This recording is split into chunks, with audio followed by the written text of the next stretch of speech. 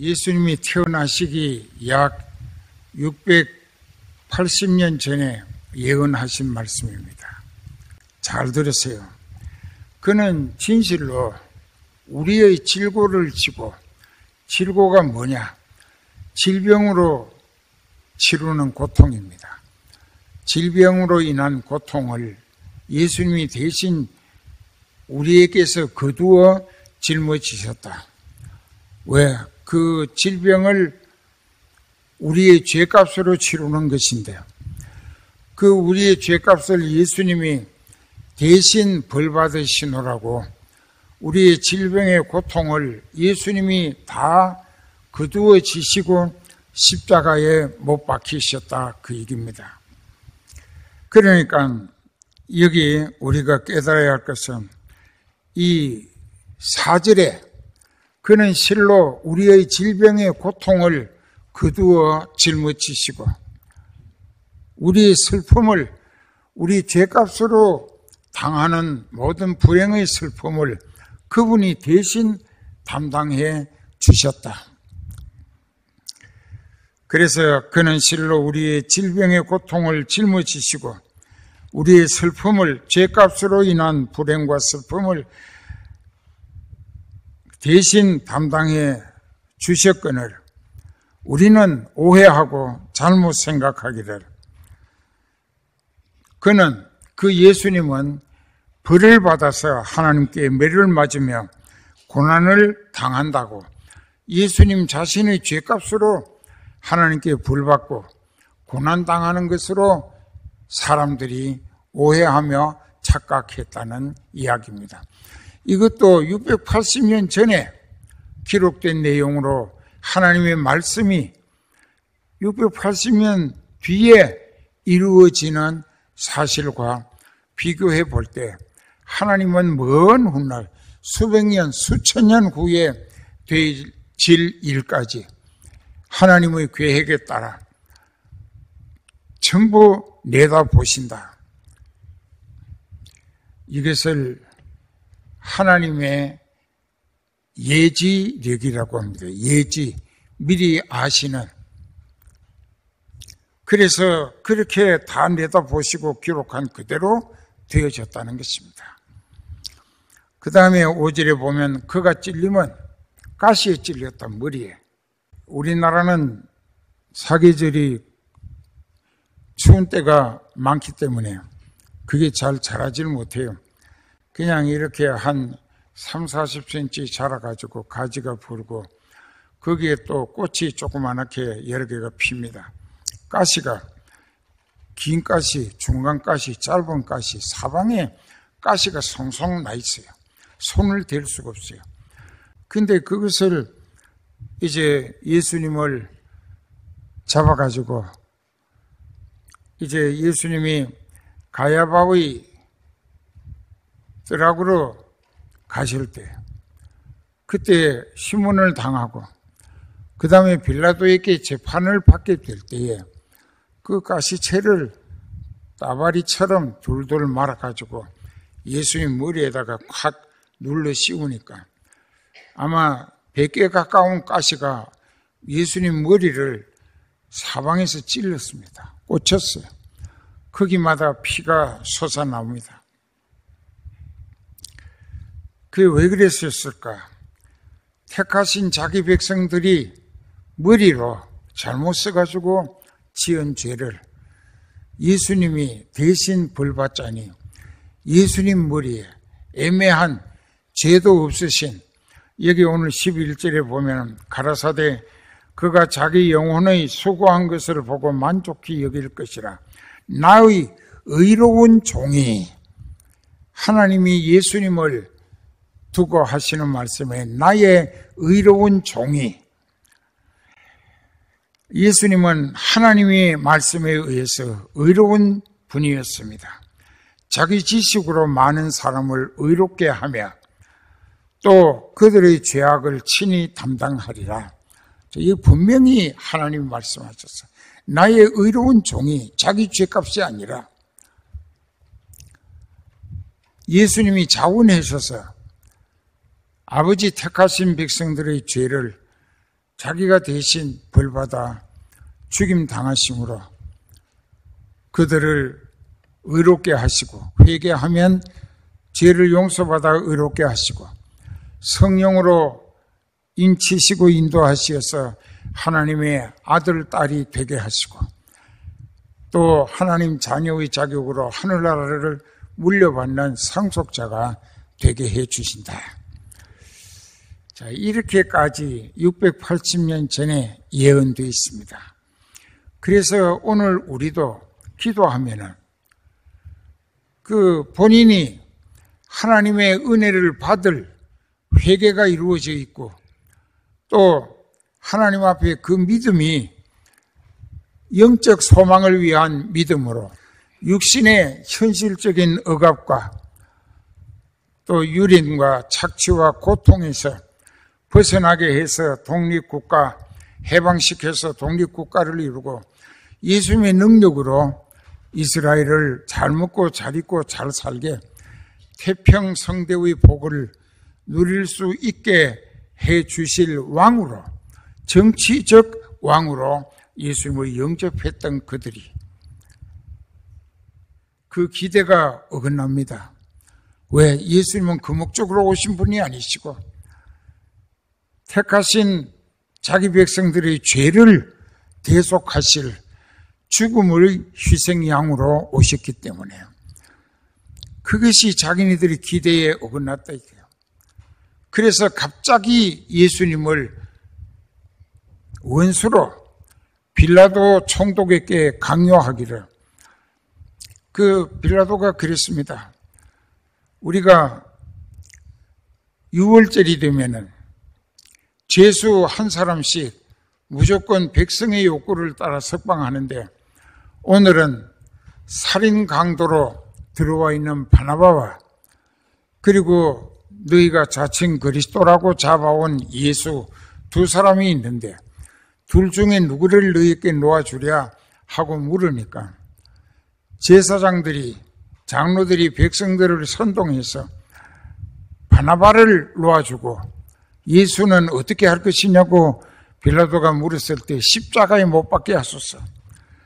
나는 그 사람에게서 죽일 만한 죄를 찾지 못했다고 놓아주고 싶어 하는데, 또 백성들이 합창으로 소리 지릅니다. 그 사람을 십자가에 못 박게 사형 언도를 내려달라. 그리고 그 사람이 자칭 유대인의 왕이라고 했는데, 우리의 왕은 로마 황제 가이사뿐인데 저 사람이 자기가 자칭 유대인의 왕이라 했으니 저 사람은 반역자가 아니냐. 그런데 그 황제로부터, 로마 황제 가이사로부터 임명을 받고 이 유대 땅 총독으로 오게 된 빌라도, 당신이 관할하는 유대 땅에서 자칭 유대인의 왕이라고 하는 사람을 당신이 놓아주던가 그 사람을 비호한다고 하면은 우리가 로마 황제에게 이 사실을 고발해서, 이제 영어로 수라고 하는데 고발을 한다. 고발을 해가지고 당신을 없애버리게 하겠다. 이렇게까지 위협을 했습니다. 그런데 빌라도의 아내가, 총독의 아내가 사람을 보내가지고 당신이 오늘 재판할 때 이 예수라고 하는 사람에게 절대로 잘못하는 일이 없어야 한다. 내가 지난밤 꿈에 그 사람을 인하여 엄청 어려움을 겪었다. 귀뜸을 했어요. 그러니까는 빌라도가 마누라 말에 상당히 영향을 받았어요. 어떻게 해서든지 예수님을 놓아주려고 이제 애를 써 가는데요. 백성들은 탁 가로막으면서 자칭 유대인이라고 왕이라고 하는 사람을 당신이 봐줬다가는 당신을 보낸 로마 황제 가이사에게 우리가 당신의 불충을 고발해가지고 당신은 목 잘리게 하겠다. 처벌받게 하겠다. 아주 굉장히 악랄한 그런 강요를 했습니다. 그때 빌라도도 어쩔 수 없이 백성들이 원하는 언도를 내리면서 부하들에게 대야에 물을 뜨고라 해가지고 거기다 손을 씻으면서 나는 이 사람을 사형 언도 내릴 생각이 없다. 왜? 이 사람에게서 죽일 만한 죄를 찾지 못했기 때문이다. 그러나 당신네들의 강요에 의해서 내가 부득이 사형 언도를 내리되 이 사람이 생명을 잃게 되는 것은 내 책임이 아니라 그것을 사형 언도 내려달라고 강요한 당신네들의 책임이라고, 당신네들의 죄라고 손을 씻으면서 이야기를 했을 때 그 유대인들이 뭐라고 했습니까? 그 죄값을 우리와 우리 자손에게 돌려주소서 했습니다. 우리와 우리 자손에게 돌리소서. 그 이후 유대인들은 AD 70년에 로마 티투스라고 하는 장군이 30만 대군을 거느리고 예루살렘을 삼중 포위를 했습니다. 완전히 망했습니다. 그렇게 하고 나서 또 그 뒤에 로마 제국으로부터 많은 학살과 또 학대로 죽어간 사람들이 많고, 이런 것을 생각할 때 죄값은 피할 길이 없다. 아무도. 그 예수님을 죽이는 일을 누가 선동했느냐? 대제사장과 서기관 바리새인 제사장들이 했다 이거야. 장로들이 앞장서고 그 백성들을 선동해가지고 그렇게 했어요. 그게 다 죽었어요. 그런데 머리로 지은 죄는 예수의 머리에 가시관으로 찔려서 피를 다 흘려 우리가 머리를 잘못 써서 지은 죄를 대신 벌받아 주셨고, 또 두 손과 두 발에, 두 손은 이렇게 손 하나씩 이 큰 쇠 못에다가 정같이 된 쇠 못에다가 이렇게 못 박혔습니다. 그리고 두 발은 포개어 이렇게 포개가지고 못 한 개를, 못도 아까웠는지 밭 두 개를 합쳐가지고 하나를 박았어요. 피가 막 쏟아집니다. 그런데 예수님이 엘리 엘리 라마 사박다니, 나의 하나님 나의 하나님 어찌 나를 버리시나이까, 그 말씀을 왜 하셨을까? 예수님이 고통을 견디다 못해 하셨을까? 아니에요. 오늘 저와 여러분들에게 그 하신 엘리 엘리 라마 사박다니라는 말의 뜻을 되새겨 예수님의 돌아가심, 십자가의 죽으심과 나하고 어떤 관계가 있는가를 확실히 깨달아 믿음으로 회개해서 구원 얻으라고 그 말씀을 하신 거예요. 그런데 왜 아버지 안 하고 나의 하나님이라고 하셨을까? 그 십자가에 못 박혔을 때는 모든 택하신 백성들의 죄를 자기가 다 거두어 짊어지고 죄인 괴수로 못 박히셨기 때문에, 죄인 괴수로서 하나님을 아버지라 부를 수 없었기 때문입니다. 참 통곡이 나려고 합니다. 그래서 나의 하나님 공통 대명사죠. 누구나 부를 수 있는. 그랬는데 그렇게 하고 목마르다 하셨어요. 그런데 신 포도주 마취제입니다. 그것을 바다솜이라고 하는 해융이라고 하는데 거기다가 흠뻑 적셔서 장대 긴 끝에다 달아서 예수님 입에 대드렸습니다. 이렇게 보시고는 그것이 마취제인 줄 아시고 예수님이 거절하셨어요.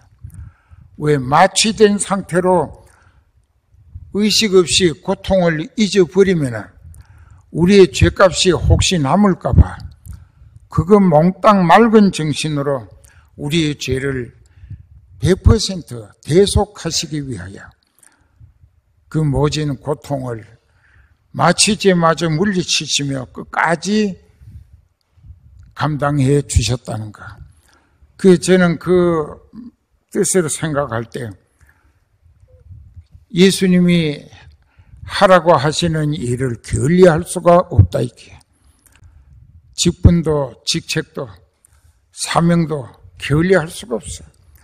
예수님은 이렇게까지 나 같은 죄인을 구원하시려고 마치 죄마저 거절하신 분이고 철저히 내 죄값을 맑은 정신으로 그 고통 가운데 몽땅 다 대속해 주셨는데 내가 좀 더 편하자고 수월히 할 수 있겠는가?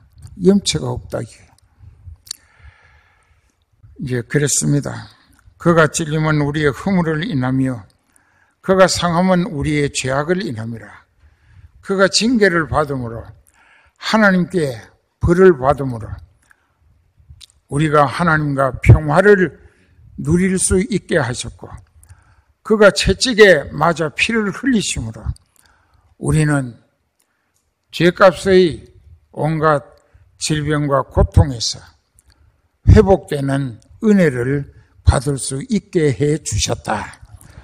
그래서 오늘 본문의 내용은 두 가지로 간단히 요약하면 예수님이 이 같은 고생을 죽음으로 대속의 희생양이 되어 죽임 당하신 것은 예수님에게 무슨 죄가 있어서가 아니라 하나님 아들로서 아버지와 아들과 성령 삼위일체로 하늘에 계시다가 예수님이 자원하셔서 육신을 입고 세상에 보내주시라고.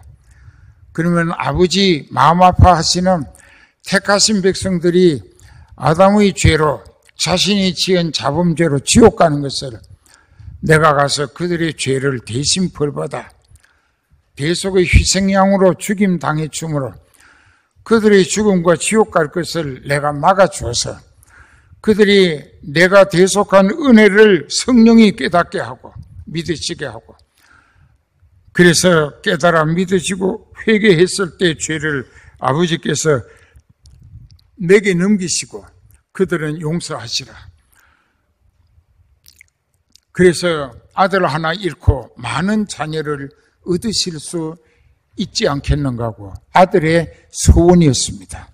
아버지께서 약속하십니다. 그래, 네가 그렇게 해줄 수 있다면 네가 의인으로서 죄인들을 대신 벌받아 죽임 당한다고 해도 내가 사흘 뒤에 너를 다시 살려서 내 보좌 오른편에 올라앉게 해주겠다. 이게 약속이 됐어요. 이게 신적 작정이에요. 그런데 아버지께서 또 걱정이 남아 있습니다.